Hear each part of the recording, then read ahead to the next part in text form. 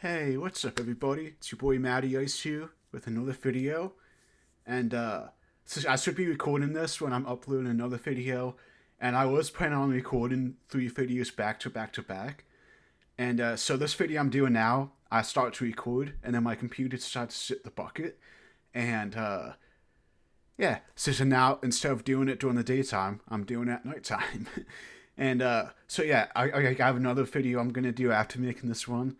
So I should have three. So after this video, I should have one more video coming out this week after this one, if I remember to post it this week.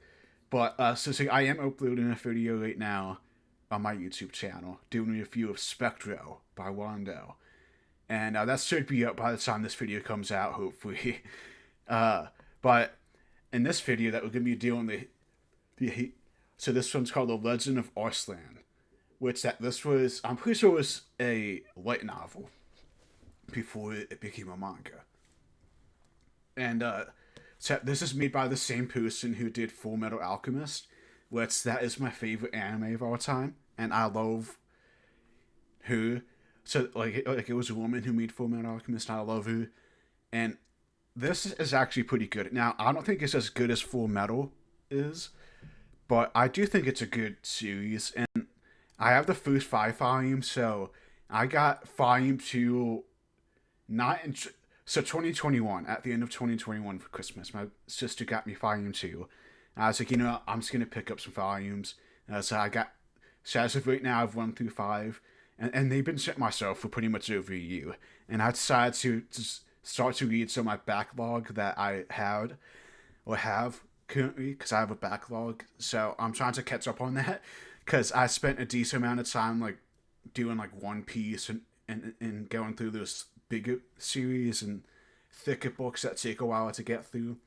So right now I'm gonna try to get through series that aren't as thick or as long, or books that aren't as long or as thick. Cause what I still am doing bigger books, like I'm going through the X-Men omnibus, but that's not why we're here right now. So we're not here to discuss my reading habits, but that we're here to review The Legend of Arslan, which so that this obviously follows a prince named Arslan, which I'm not even sure if I'm saying his name right, but I don't care. But it's my video, so I can say his name however I want. But yeah, so that we follow Arslan, who's a prince of this kingdom, and so pretty much it starts out he's training with this guy who, like, he's like higher up in the commander chain, or chain of command. I don't know why I said commando chain, but chain of command. And pretty much they were talking about how his dad's out at war, and like how his dad is coming back soon, and obviously his dad's the king, obviously. And so pretty much his dad comes back from war with this huge army, and that they pretty much, they won the war, like. So pretty much it starts, pretty much this kingdom is this wonderful kingdom. It's a super powerful kingdom. That's what it kind of gives off throughout this first volume. I feel like it, I want to say up onto like the first big battle it actually shows. So maybe through like the first half of this volume, it's like, oh yeah, we're this big fancy kingdom with this big powerful army. So that's pretty much like what they give off. And so that they brought back these slaves from this army that they just beat, and that one of them was a kid, like an 11-year-old kid, and that people were kind of freaking out because it's like, oh man, like who lets a kid fight in the army for for the religion, and so pretty much, yeah. So that's pretty much how it starts. It's like that they all come back, like this army comes back with some slaves, and that the kid that they captured, like the slave kid, like he ends up breaking out, and he ends up taking Prince Arslan captive. And so this slave is pretty much going all around the kingdom or city, like the capital city, with the prince. And that, like, a lot of people don't know what's going on because they see Arslan and they don't really know like what's going on.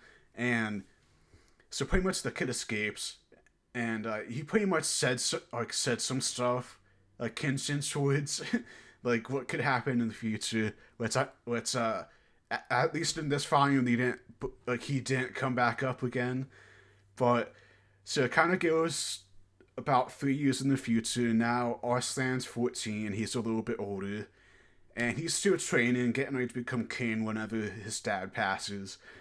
And so like he was, so it's like he was talking to someone that helps the king out. He's like, hey, like that when are we gonna go to war? And like that when am I gonna experience an actual battle so I can actually show off my skills in battle?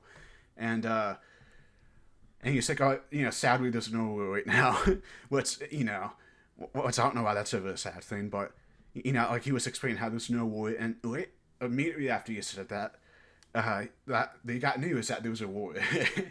So Arslan, the army, the king, his dad, like all these people go out and scout ahead. That they meet in this place, which I don't know why you would poop like why like I don't know why you would let the enemy know where you're gonna go to battle, but to different times, I guess. But yeah. So they get ready to battle. They're marching. They're going towards this place to where they're gonna have this big battle at, and suddenly, so that Arslan is that they have a couple hawks that they use to scout the area and stuff, and so Arslan is like best buddies with one of these hawks, and so the hawk comes back a little bit wet, and it's like Arslan's like, hey, like like it looks like it's raining or something like that, and no one believed him, and they just kept going. And turns out it was super like foggy, misty. Like it was like a super thick fog, like misty type of place. And yeah, so it's like that there was like one guy who was kind of like a high-ranking commander in this army told the king, it's like, hey, that maybe we should retreat because we have no idea what we're getting into. Well, it's pretty smart idea. If you don't know, if you can't see the enemy, you don't know what you're doing. But and the king gets mad about it. It's like, hey, look, that we don't retreat. So it's like, let's just keep going. Let's fight this battle, and that we can have a scout ahead to see if we can see any enemies. Right? So and the scout comes back, no enemies. So they're like, all right, let's keep going forward and fight. And so the scout actually led them into a trap where they were riding horses, and a lot of men fell into this giant hole of oil, and they were all, burned alive. And it turns out it was an ambush, and that the scout was a traitor, and all this stuff. And a bunch of craziness happens, and it's really good. Like the story, I'm interested in the story. I don't think the story is as good as Full Metal Alchemist, and so but I enjoy the story for what it is, and I'm excited to get more into it. Like again, I have the first 5 volumes, and I forget how many volumes it is, but I have the first 5 volumes, and then but yeah. So see, I enjoyed the story, and in terms of the art, I think the art, this parts of it, I think look really good now, and because yeah, I think it looks really, the art itself, I think it looks fantastic, and obviously he does a pretty good job with the art. But one thing I will say about this art is that it's good, but that some of the characters that she drew, especially Arslan, is kind of like a mixture of Ed and Alphonse from Full Metal Alchemist, and that there's a couple other characters that we that look almost exactly like other characters from Full Metal Alchemist. And so that's one thing I will say about the art, about her drawing, is that it's not all the characters, but some of the characters look like characters from the from some of the other series that she did, and that's my only big complaint about the series so far is just some of the character designs. I thought that they could have done, I thought she could have done a better job with character designs, because again just the main character just looks like Ed and Al, kind of a weird mix. I don't know. To me, it's a weird it kind of looks like a Full Metal Alchemist character, and then there was another character who was it's a high-ranking commander in the army that told the king to retreat. He looks like the prince from Full Metal Alchemist that traveled from the other country to help out to find the stone. So that's what, yeah. So it's like, but outside of that, I really enjoyed the story, and I thought the art looked good, even though some of the designs that like Electric's used from Full Metal, and but yeah, so it's like I'm gonna continue this, and my final rating, like that, my rating for it is gonna be like an 8, like a solid 8, because like the action parts I thought were really good. The story I found kind of interesting with just there's some politics that go on, but you know. But yeah, so overall, I give in a pretty solid series, and again, like I'm excited to get deeper into this and see if that kid comes back after 3 years or what, because that kid's like you said something pretty ominous and like towards the beginning of the story. So I'm assuming he's gonna come back, and I want to see what happens if he does come back. And till next time, Maddie, ice out.